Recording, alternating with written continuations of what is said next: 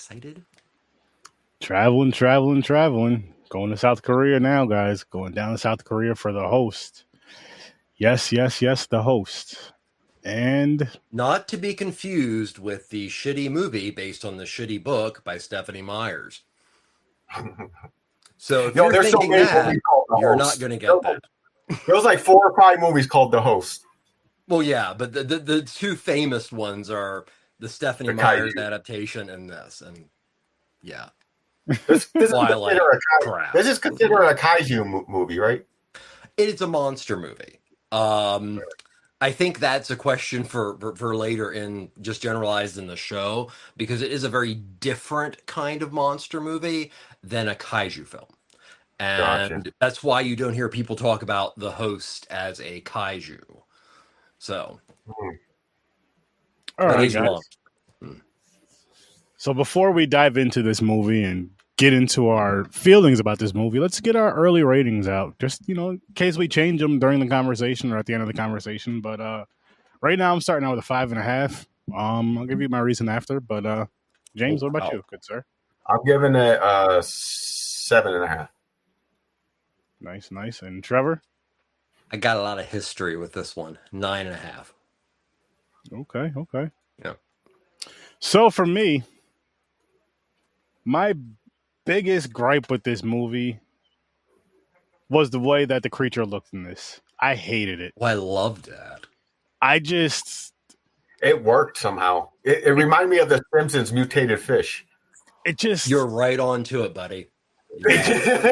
The storyboards, director things. Please continue, Sturdy. But you know what it was for me is the visual of that. I felt like the story was too good for that visual for me, and it kind of for me it threw me off some. It threw me off quite a bit actually. I hated that shit. Like I was just like, oh my gosh, I was expecting so much more. I don't know why, but I was expecting so much more with that look. I was expecting such a cooler look, such a creepier look. And it just seems so CGI-ish and just kind of too simple for me. I was disappointed in it. I was real disappointed. All right, I'm going to say something really quick about the CGI. This movie is how sci-fi should be doing their CGI. Mm-hmm. I agree with that. Sci-Fi Channel CGI is trash, and that's why I hate watching those type of movies. I hate Sharknado. I hate Three-Headed Shark, fucking Megatron, Megadon, whatever the fuck it's called. Megadon, this guy right here. All those sci-fi movies, man, they're just so like, it looked like, oh my god. Well, I don't even consider them sci-fi movies. I consider them like to-be fodder. Yeah, I don't know where to get sci-fi. There's, trust me, the two films that I know that exist that are horror movies about Popeye, I really doubt they're going to enrich me as a person watching them, but they're going to make crazy money. See that? Now you saying that, Trevor, makes me want to do all of us a Tubi wheel. It makes me want to do a Tubi wheel. Or Tubi's got a lot of great stuff, but also it's it's kind of the dumping ground of distributors like Gravitas and stuff like that. So, yeah. So movies, sometimes you get lucky, they're great, but most of the time it's 3 people with an iPhone and a hope to make a rom-com with a shark in it. Sure. You get something like that. You do get something like that. But no, I really enjoyed this though, man. Grandizer for me, I just didn't like the look of the monster. I won't say it looked cheap. It didn't bother me. It looked too silly for this movie for me. But how it was killing people was silly. Like it was tripping over its own feet, rolling and shit, and it's causing destruction at the same time. Yeah, so let me see if I can try to change how you look at it as the film is. Now, Sturdy, remind me later, this is actually based on a true story. Remind me later on that. Ooh. But, okay, so this is a very awkward looking monster. Is it kind of like a tadpole? Is it kind of like a lizard? Is it kind of like an amphibian? What the hell is it? Well, when Bong did storyboarding, his research was on some of the mutations that had happened in the Han River, but also he studied mutations based on like fish and reptiles and aquatic creatures that had been seen around the world, usually in areas where there was radiation or some kind of toxic waste. So it basically, okay, also, one of the things that Bong wanted to do with the creature was make sure that it would represent fishes and amphibians that were actually South Korean in its like mashup. So it actually represents, fish and amphibians that are like in the Han River if they were to mutate the fuck out. I was going to say that. It looks like there was a frog mixed with a catfish. Yeah. Yeah. And as far as the true story goes, I'll just make it really quick. It's called the McFarland case. And so this film was made in 2006. About 10 years before that, probably maybe not that far, there was a military doctor named Dr. McFarland. And as the first part of the film is pretty accurate, this particular doctor was obsessed with dust. So what he would do is he would get rid of toxic chemicals that should in no way be put into a water system because he just didn't give a fuck. And this actually caused issues with the Han River and whether it was actually too toxic for the fish, but much less for it to be something that part of the waterways come out of. So, yeah, that first part of the movie where you see the autopsy room and he's just like, ew, just get rid of all these. That happened. And that is the catalyst for what eventually is that creature. Now, of course, that's where the true story ends, but it's a pretty cool. There are a lot of references in this film that I've seen a lot of interviews with Bong, the director, and he says that he's never been a political filmmaker, and he didn't know that a lot of the political references in this film kind of came after doing it, and he was like, "Oh, it's like the." As soon as the creature emerges and it kills people and there seems to be a virus, they start cleaning the areas, but also dispersing people and hoping to kill the monster with this thing called Agent Yellow. Of course, representation for Agent Orange. But so I don't know if that helps at all, Sturdy, as far as like how you view the monster. No. Okay, that's fine. I It's just, just because it's like it's the visual of it. It's the visual of it more so than anything. I well, wish I would back in just look. 2006, I was pretty freaking impressed. That is true too. So I guess I can say that because this is also a first time watch for me. I guess like for me, I could say is that it didn't hold up. Like if I would have seen it back then, maybe I would have liked it more back then and then carried that nostalgia from that. But from seeing it from there, from this on, it bothered me, and I'm just like I just. Dude, I couldn't really lock in with it. We watched some movies with CGI that fucking I wanted to rip my TV off the wall. I love the that. fact that the Not that creature bad. is so mutated and Yeah. so really unfamiliar with potentially its body, if that was the catalyst. It's clumsy as fuck. And the only way it's not clumsy is it has to literally use what's around it to function with its Move tail. around, yeah. Which is weird that that's even an evolutionary thing with it. It's such a mutation. Yeah. But it is. When it comes running at you, it's like me running at you. It's just not, it's clumsy. And I love that. I love, the scene in which it just like hobbles up into the one, large truck area, and it just literally like eats through people that are trying to get through, and then it comes out and it trips, and it, then people throw things at it and they trip. It's just, yeah, it's a very clumsy monster. And for me, being a monster fan so long, I felt it was cool seeing a monster that was that unfunctional as a threat.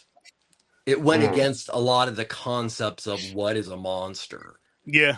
So Yeah, and you know what you can think about, I guess, and now that you mention it, is if that thing wasn't clumsy, how much more vicious it could have been. mhm. Oh, it's hiding. I mean, there is an element of sympathy you have to have for this animal. I mean, not to jump straight to the end, but yes, the creature is eventually killed, and it's killed with a compound of or mix of, that sounds better, mix of this Agent Yellow, which literally almost kills the protesters that are there, Mm-hmm. and also literally people throwing Molotov cocktails. And there are a lot of little things in this movie that are very, very important. So the guy that the brother talks to gives him the money. It's like, I want your bottles. And the guy whacks him. And then the next thing you know, he's like doing it. He's just like, I'm along for the ride, whatever, you know. And then this completely useless homeless guy is the one who actually kills the monster. Because Mm-hmm. if he didn't just decide he was going to run up and just go with gasoline, it wouldn't have died that quickly, or wouldn't have Mm-hmm. been possible for them to impale the animal. Mm-hmm. But you do it. There is an element at the end that it's not a clean kill on that animal, and Mm-hmm. also the fact that it is a smaller monster and everything. You feel so much for the family, but in the background, you have a creature that's literally suffering, wanting to die. So, you know, this is a film that is much more about feelings and about family and about those things versus a monster. I know one thing that I kept coming upon in interviews and things like that was it's not it's not a common thing to be introduced to your monster literally 7 minutes into the film. But by doing so, you've demysticized everything that you can now focus on the actual Mm. plot and characters. And that's another thing I like about this movie. But yeah, I will agree with you, Sturdy. It is not an attractive or alluring design, but I think it is functional within this film. So, Let me get back to this one. Let me get to this question, then I'll go back to the other one. I think just silly for this type of movie, Grandize. I feel like if it was more of a horror comedy, that creature would fit better for me. This is for me dark alone, comedy. my own opinion. But this had more of a serious tone to it. There was some funny parts in it. Don't get me wrong. There were some parts that I just found funny, I should say. But this wasn't a horror comedy. But I just felt like with the tone of this film, the creature could have looked better. That's all. And I bumped it up to. I'm bumping it up to a 6 because it was a good. Like it was a good movie overall. I had a good time with the movie overall. But that visual bothered me a lot. That of that creature. And then here's a good question. Nope, sorry, not that. This one right here. You may be able to answer this one, Trevor. Okay. Didn't this movie have a sort of 1970s monster movie type of influence or early Well, 50s or 60s? if you want to make a direct influence, 20 Million Years to Earth by Ray Harryhausen. I mean, I don't know if you can see this close up, but if you haven't seen this film, the monster is very similar.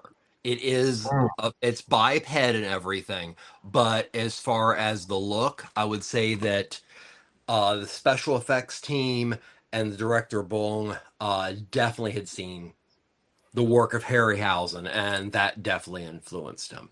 Now, with that, I want to make sure everybody understands that this film was directed by Bong Joon-ho.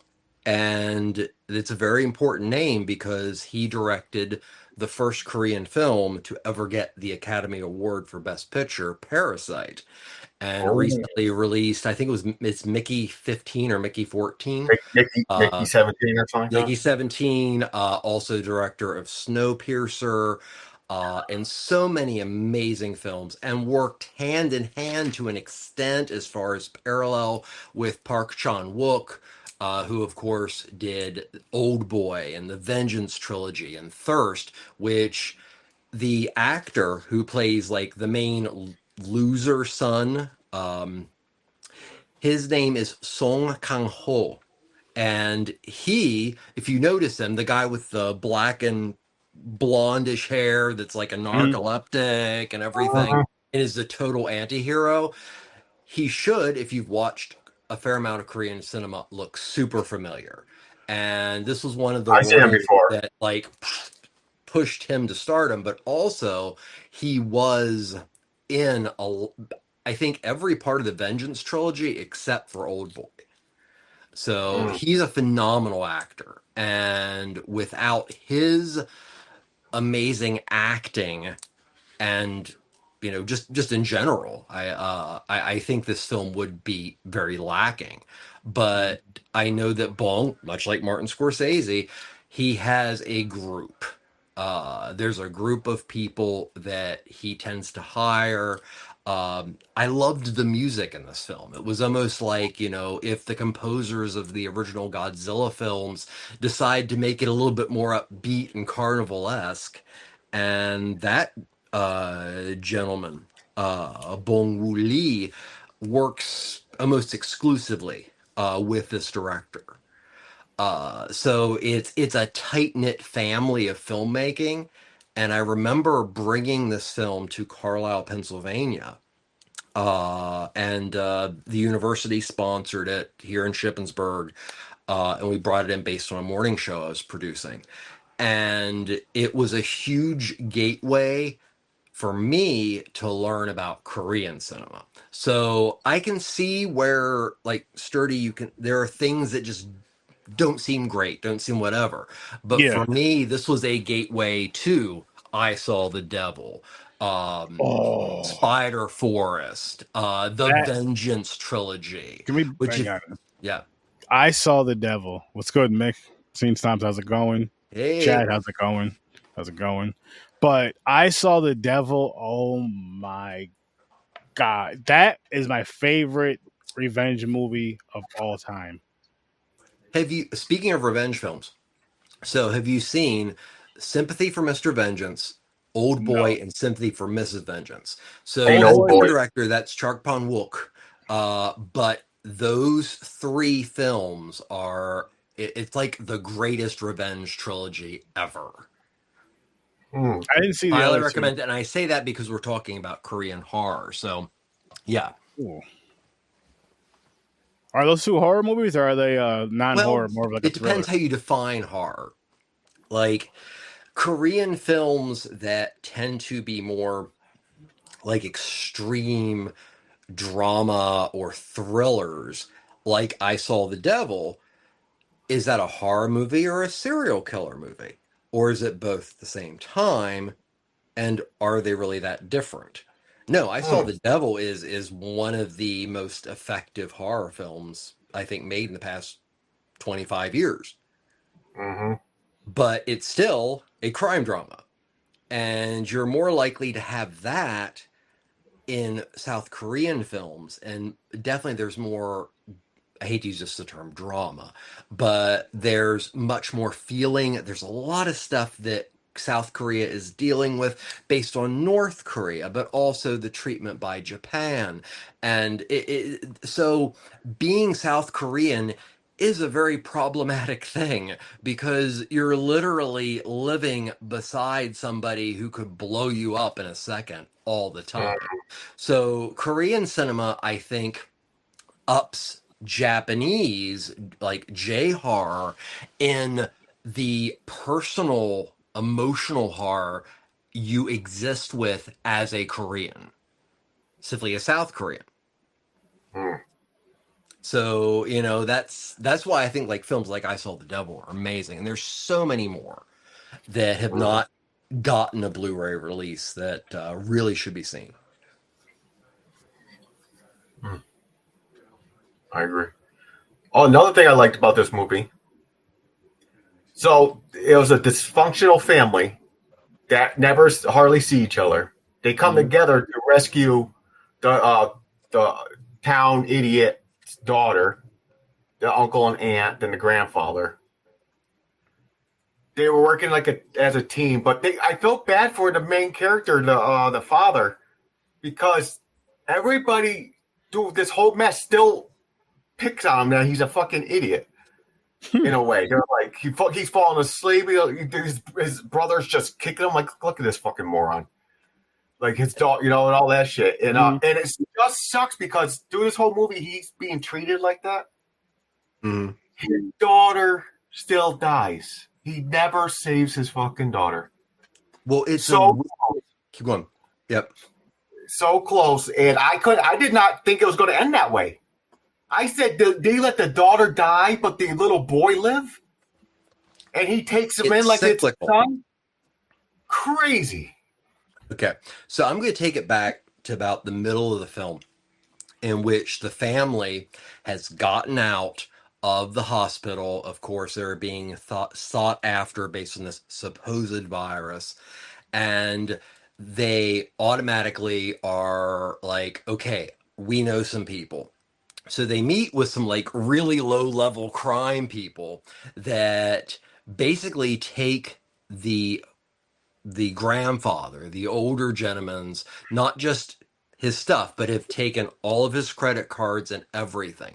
This is a person who knows running an exceedingly small business at that time that he officially will never get himself out of debt because he is now passing his livelihood to these criminals. But it means that much. So even before they get into the tunnel system, which is an interesting discussion in itself, the grandfather has pretty much made up his mind that he has provided all he can provide, and his livelihood and his existence is now gone because he had to get rid of it. Did it in a second. Mm-hmm. So you even see him wave because he acknowledges that his place was to do this, and his death leads to his son actually, even after a partial lobotomy, actually getting his shit together. Yeah. And then the child that they are trying to find ends up protecting a smaller child and ends up dying to protect somebody that she cares about because they are more vulnerable than her. And then it all goes around that he is now raising the child, but he is literally taken over where his father left off. So it is a cyclical thing, and you hit the nail on the head. And yet again, that's why it's really hard to say this is a monster movie, because there's so much more going on. The monster just happens to be the catalyst for, because you've got people going after the monster, you got people going after the family, you got the family going after the little girl and the monster. And at the core, it's dysfunctional family that ends up functioning correctly to make sure it exists. And that was part of this movie that really spoke to me, minus the monster. No, that's that's a really cool way. That's a really cool way of looking at it and putting it, and it's making me think on it a little bit more. I may have to bump my rating up, maybe another half a point. It's at a 6 now. I bumped up from 5.5 to a 6. I may have to bump it up to 6.5. We'll see. We'll see though. We still got time. Shit, man. I've been having so much fun with these foreign movies, man. I've been on Indonesian horror movies lately. Oh my goodness. So have you run into this wonderful actress named Susanna? I've seen that movie. Susanna? Okay. Susanna, yeah. Yeah. So she was one of the most popular actresses in Indonesian horror films, probably doing about 40 or 50 of them roughly. Wow. But yeah, Indonesian horror, the new stuff is very, very good. and very, very influenced. You think the new stuff is crazy? When you go back to like the 80s and the 70s, Mystics of Bali and all that stuff, it's up there with like Makahal for India. This stuff has such a flavor that only a group of total lunatics could do. That's just wonderful. I'm liking them. Oh, they're great. Netflix has a lot of them. Let me fell know if into you it need on recommendations, because I do have. Oh, yes, please. Yeah. Oh, we'll talk. Yeah. We'll talk. And- We'll talk and behind I- the scenes soon, actually, because I'll be building some wheels. Cool. Yo, they don't play games with their horror either. It's like it's so much creepier, more intense, like we say with the Korean horror movies. Mm-hmm. It's like I'm just so drawn into them just because of how they don't. There's no Hollywood eyes in it. They're like, no, we're going to creep you out. We're going to rip someone's head apart. You're going to see it. And right in your face type shit. And I love it. Well, that's great. But also, unlike a lot of Hollywood films, although, I'm really behind, so I don't want to say it, but everything I've read right now, we're kind of going through a renaissance of horror, which is so amazing. And I really need to get on that train at some point. But this is, it's, there's something about horror is great, but horror within a great script, an awesome narrative, and a horror film that doesn't literally just hang on to the fact that it's horror, that leads to a really good horror film. And you see that in a lot of international horror, but a lot of international filmmaking is very grandfathered, and people, work their way up from the bottom. Most famously, Michele Soavi of Italy. So you have genre filmmakers that make really tight, awesome movies because they know what the real importance is, and that's a gripping story. Mm-hmm. Because if you don't have that, well, just show me like the 6 minutes of gore and let's get it over with. Exactly. I also watched one from Taiwan today. Okay, Called it's called Hospital. I can't pronounce the Taiwanese way. Yeah, I can't do that. So it's called Hospital. I really enjoyed it. Okay. It was Hospital. So I was like, damn. I was like, this got me. Mm-hmm. So I recommend someone to watch that one, see how they take it. Or maybe I'm just on a fucking high right now with this Asian foreign horror that I just think everything's good. It's really fun. Once you go into Indonesia and then Brazil, and you just every place has it brings such a distinct flair and taste to the genre.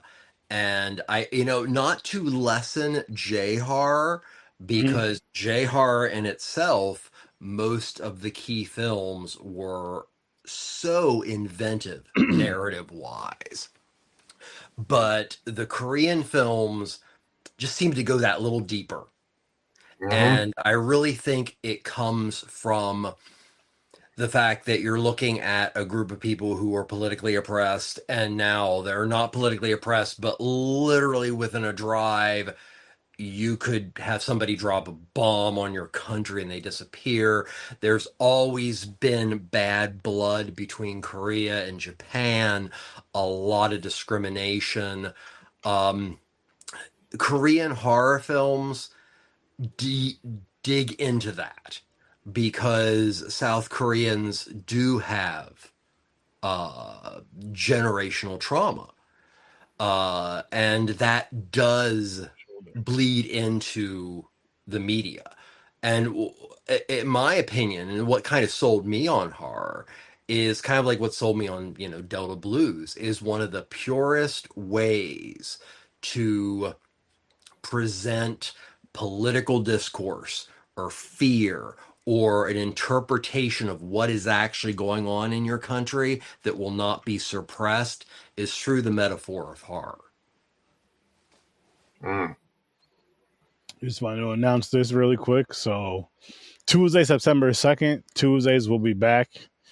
Awesome. For Sturtoween, so we'll be doing Tuesdays and Thursdays at 8 o'clock Eastern Time. We'll be back to 2 movies a week for September and October, and then we'll be back to a regular schedule, kicking back off in November. But I'm excited for it. Like when we started doing this, the lives and all that stuff, we did start with Tuesdays and Thursdays for quite a few years, and then we're just like, you know what? Let's just do Thursdays because I was also doing Fridays at the time. Halloween is as close as it is. I know. Can't wait. That's good and bad. Agreed. And Granddad's had a question for us. This is for all three of us. Do you feel you are either on the top of the horror movie releases, foreign and domestic, or do you feel like you have catching up to do? For me, 1,000%, I have a lot of catching up to do, but I'm never like I don't rush to movies anymore. You know what I mean? Like, I don't rush to the theater. If I feel like going, I go. If not, I don't. If I get to them, I get to them. I'm at the point where, like, if I get to them, I get to them. I eventually do get to the ones that I really want to see anyway. But, yeah, the newer ones that come out are, like, the back burner. Like, I've been just watch free and streaming and shit. I grab those. And honestly, like when we spoil like every movie we talk about for the most part, so I like to be able to have those conversations and spoil them. So I don't, even when I do see the newer films, I don't really necessarily like to touch on them too much because I like to just really talk about movies and break them down and spoil them, especially if we really enjoyed it and all that good stuff. And I don't want to do that for people that didn't get to see the movie yet. Now, if it's a movie that's, I'll say a year old plus, that's a whole nother story. At least here on Horror Surf 30. But you had a year to watch that. It's your fault. Yeah, and also, I mean, you could say the same thing for me because there's plenty of movies that I haven't seen that have been out for fucking 30, 40, 50, 60 years that you see us reviewing on this show. Like Tire. I finally got you to watch Tire. Rubber. Oh, Rubber. That's a freaking awesome film. It's so fun. It was crazy. I was like, what the fuck? It's awesome. It felt like you take a college class and you have to do a documentary. Class? Yeah, like a filming class. It was fun. Yeah, I've been catching up to do because there's a lot of new movies I haven't watched yet, like The Monkey. I've just seen that the other day. I am going to see The Conjuring. I'm not gonna lie. That drops. I'm watching it. Yeah, I'm going to see that too. I'm going to So with the Conjuring franchise, I believe. Oh, that's for the most part. That's coming really soon, isn't it? September 5th. Yeah. Yeah. For the most part, I thought it was moved up. As far as originally, I thought it was going to be a Christmas movie. I thought it's. I know my son is very excited. It's September. Either it's the 5th or the 25th. I forget. 5th. September 5th. So it's coming out in like 2 weeks, 3 weeks. Yeah, tops. 2 weeks. Yeah. Yep. Now, can't wait. You brought up that there was a question about feeling like you always were trying to get caught up. So I have so many things that I'm into. I always feel like I'm trying to get caught up. But I do feel bad that I'm not staying up on contemporary horror as much as I should. And I'm trying to fix that. But the problem is with music, whether it's film, whether it's literature or whatever, there are so many rabbit holes and amazing things that happened in the past that you're not just catching up with the contemporary, but sometimes it's more important to keep digging into the past because it's things that just totally are like brand new to you and everything. And, so yeah, I wish that I went to the theater more, but I even decided against going to see Texas Chainsaw Massacre. And that's the kind of thing that would get me to a theater. So.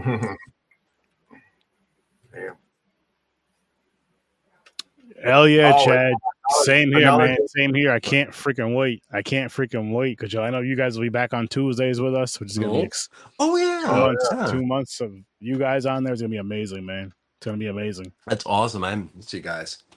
Oh, Aaron, Granddaughter had another comment I don't think we picked on yet. It said, if we ever seen Ambassadors Foreign movie playlist, it might make our minds explode. You see that one? Foreign movie. No, he's talking about Trevor, saying that if we seen his foreign movie we had a lot of movies suggested by him, and they do blow your mind does want to blow apart. Yeah, I know. I'm putting this out there in the airways now. I'm gonna challenge Trevor, which is gonna be easy for him. Mm-hmm. Okay. Trying to think of how many movies. I think at least I'll say 4 for now.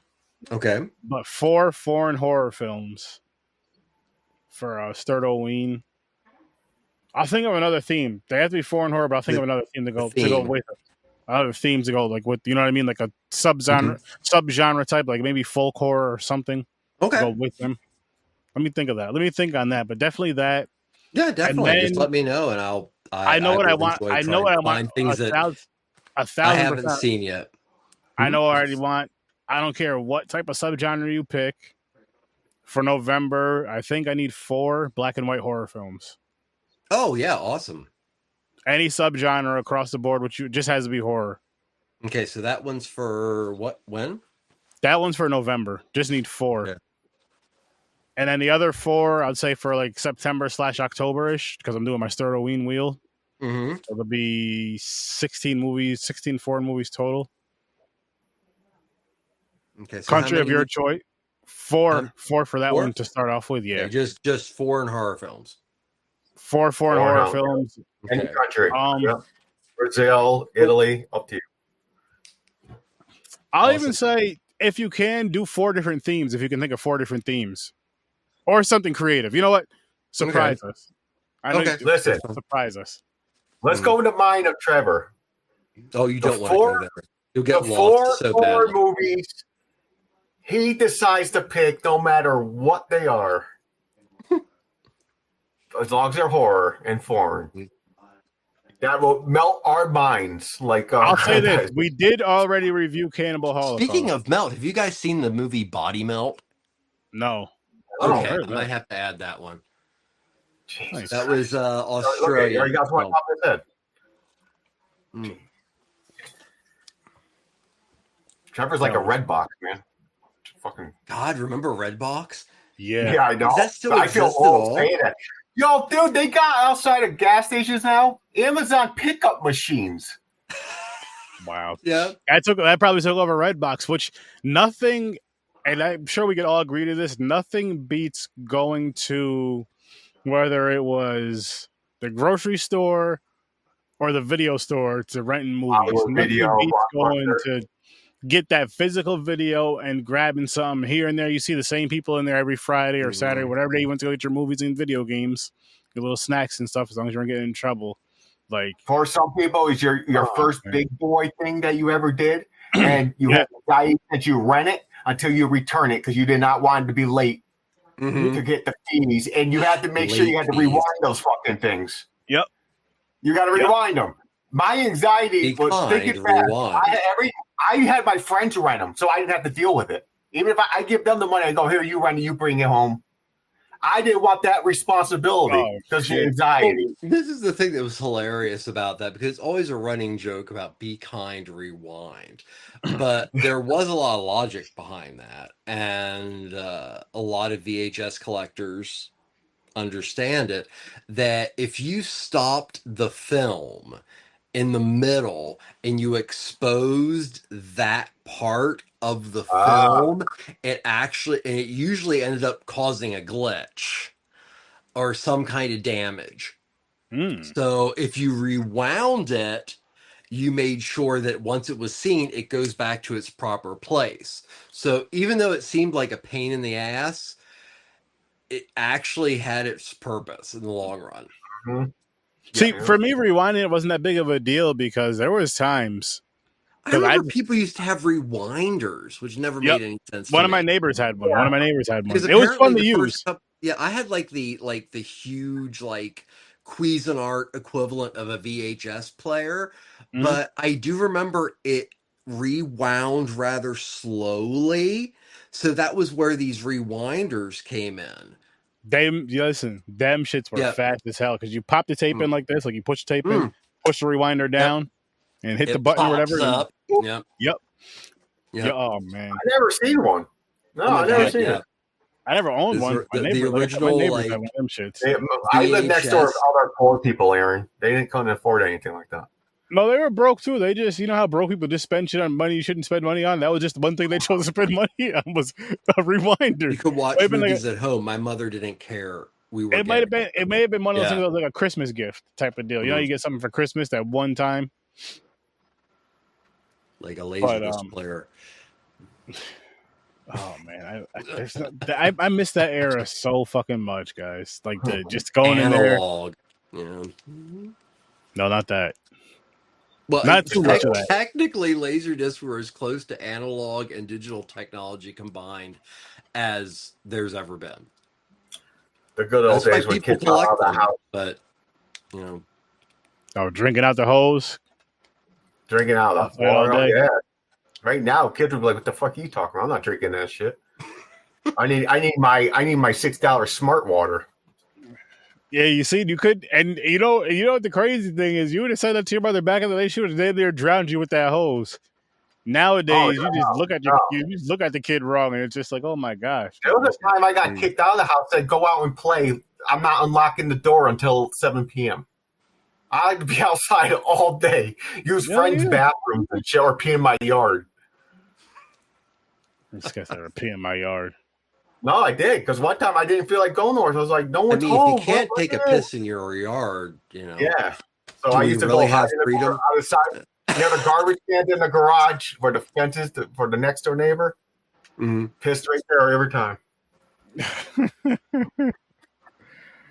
Oh my. Yeah, drink out of the hose now. We know what's in there now. We're fine. Look at us now. We're fine now.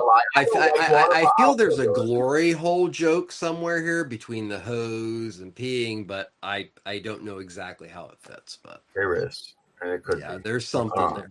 There's something there. We're behaving today. Hose water, for some reason, I don't like water, but when I was a kid, I hated water. But they're like, drink the water, you're going to dehydrate. It had to be hose water. Not tap.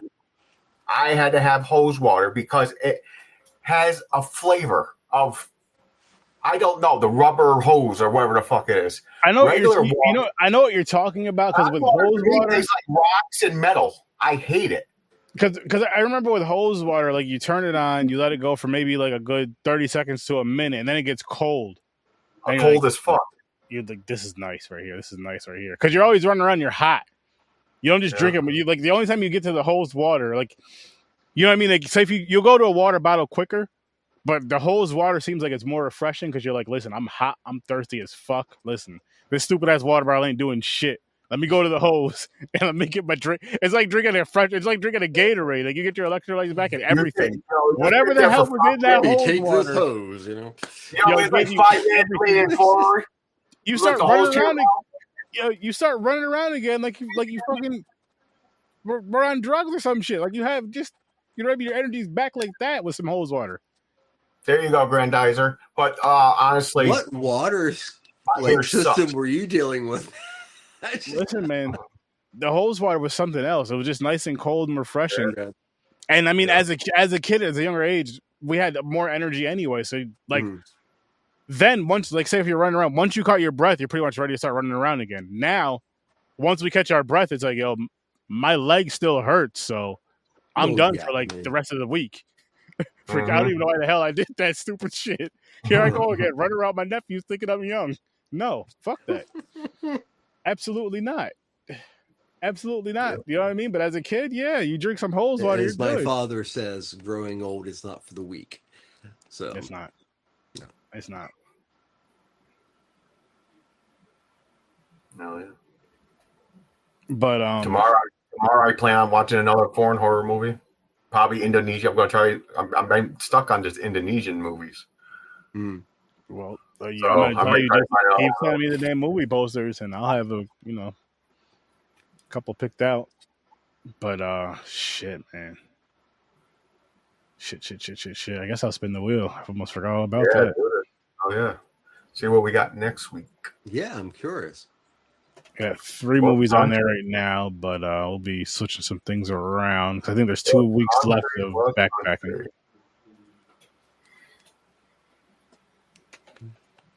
The Devil Take You. Yeah, these are the 3. These are the 3 that you gave me recently, James. Oh yeah, I seen them. These are the ones I watched. Them. One of them is gonna end up on the Sturtoween wheel because I Gotcha. think there's like 2 weeks left of this. But Lesbian vampires. What? oh, hospital. There it is. That's the one I watched today. That's Taiwan, I believe. Oh, awesome. Yep, I watched that around like 4 this afternoon. Nice. Awesome. Because I looked at it, I was like, you know what? Why not? Clicked it. It's like, okay. I got to start doing that again. I miss doing that. I would just go through and just watch a movie just to watch it. And like, oh, okay, cool. Well, I've been doing the suggested because Netflix has a whole. They just released a lot of foreign horror, a lot of Asian horror. And that's how I found it. I watched one movie from Indonesia. Then it said, suggest just like this. And they have a list of like 15 other movies that from Indonesia. I was like, fuck yeah. So I'm just clicking on them. We're going more and more Korean films because, of course, Squid Games became this immense, cultural phenomenon that it is. But also Korean soap operas are extremely popular. Also so shows. Horror shows called Bloodhounds. Yep. And shit like that. There's like, they got their own stuff like that. I watched a couple. I was like, hell yeah. Yeah, I gotta check some out. I definitely gotta start checking more out. But shit. I guess we can wrap this one up, gents. This was a good time. This was a good time. It's always fun to revisit this film for me. We will be back here again next week at 8 o'clock. And catch us Saturday. This Saturday, we're reviewing Less Than Zero and Red Dawn over on Popcorn and Pints. Oh my God, Red Dawn. 9 Never o'clock. seen it. Oh, Neither it's me. such a horrible Neither have film. Okay, so before you watch Red Dawn, I'm just going to put this in your head. Uh-oh. Okay, so it was in the 1980s. You're in the Reagan administration. When you watch that film, think about like Ronald Reagan and George Bush having a circle jerk. It is one of the biggest propaganda films that Hollywood has ever put out. Damn. All right, if it's just 2 people, wouldn't that be more like line dancing, like line jerking? Well, yeah, I mean, I don't It'll know. be a fake off. I mean, some other. Head to head. Here we go. Grandizer has one more. He said he has one more Kissinger. question before we So, go. Oh, I'm listening, Grandizer. Bush, Reagan, and Kissinger. There you go. So at least you have a triangle. So A triangular choke. yeah. The Cold War. That's the question. If it's about the Cold War, I have no And idea. throw Gorbachev in there for good measure. I mean, the guy has brought a wall down, so he's probably packing. So Yeah, I've never seen these.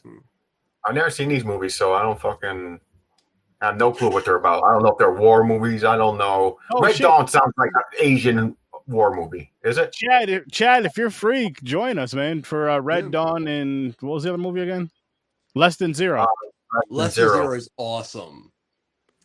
That Never movie, because that's at the time Robert Downey was a full-on drunk, and he plays a full-on drunk. Okay. Yeah, and I think it's is it James Spader? It's also in that, who plays his typical kind of creepy self. But no, that's a high point of kind of the Brat Pack movies.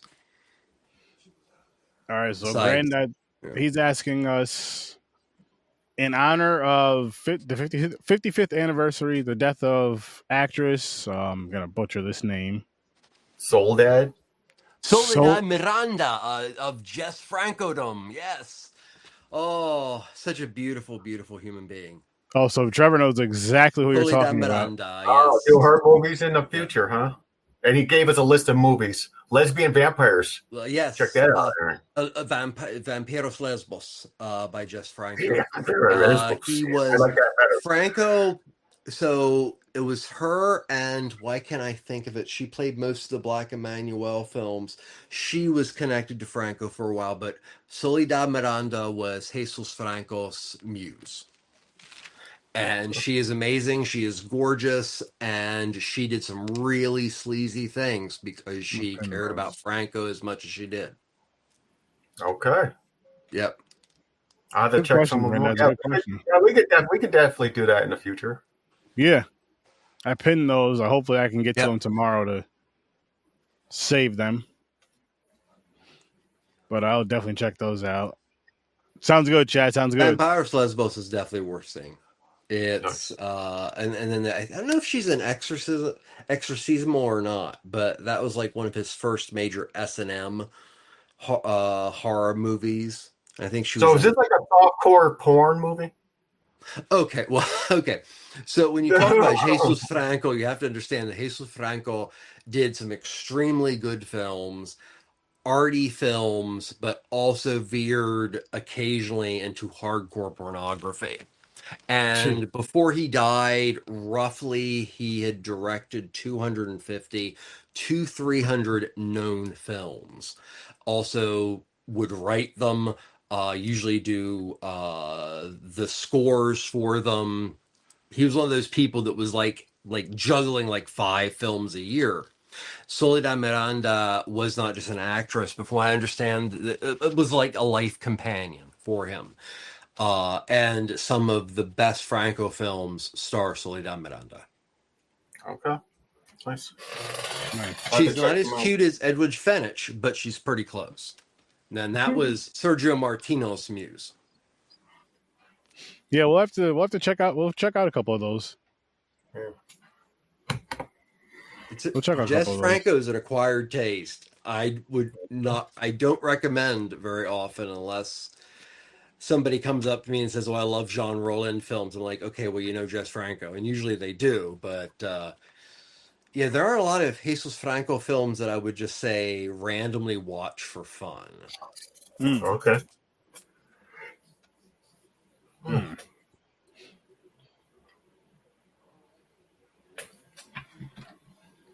Grandizer, Jesus. I have a wife. What? I have a wife. Is this Trying go to get back me to in the trouble hose there. thing? No, he's telling me to look up her. He's so hot. It's like I'm looking up women on my thing. What is it, Soledad? Looking up women on your thing? This computer. Oh, That's Okay. I see. Oh, I know who she is. I see movies with her in it. I feel like I have too. Yep. Yeah, she's hot. Oh yeah, Soledad Miranda was amazing. Yeah, we'll check out some of her movies. We'll check out some of her movies. But Wrap this one up. Yeah, we're gonna wrap this one up. Make sure you guys check out Ambassador Media. Check out Trevor all over. Check out Popcorn Not and all over, Pints. but Well, as far as the Ambassador Media, as far as where Yeah, Ambassador Media goes, follow him socially, like social media wise, not Mm. physically. That's not good. That's stalking. And that's kind of bad. stalky, yeah. Popcorn and Pints. You'll see me and James there every Saturday at 9:00 Eastern time, along with some other knuckleheads. And like I said, this weekend is Less Than Zero and Red Dawn. Red Dawn. Thank you, guys. We'll be here next Thursday for the movie Hospital, which is gonna be another good time. Can't wait for that. I'm very excited for that. I love these foreign films. So we're gonna be sticking around. They're gonna be sticking around for a while. They may be sticking around for the whole Sturtoween thing because we've been having a lot of fun with these foreign films. Which, yeah, I'm really leaning towards that. But we're gonna get on out of here. So make sure you check us out. Horror Research 30, Popcorn and Pints. Thanks, Grandizer, for joining. Yes. Video thank Store you. Clerks, the Scene Snobs, all them guys. I'll see you in your nightmares. Have a great night. Peace. Peace and thank you.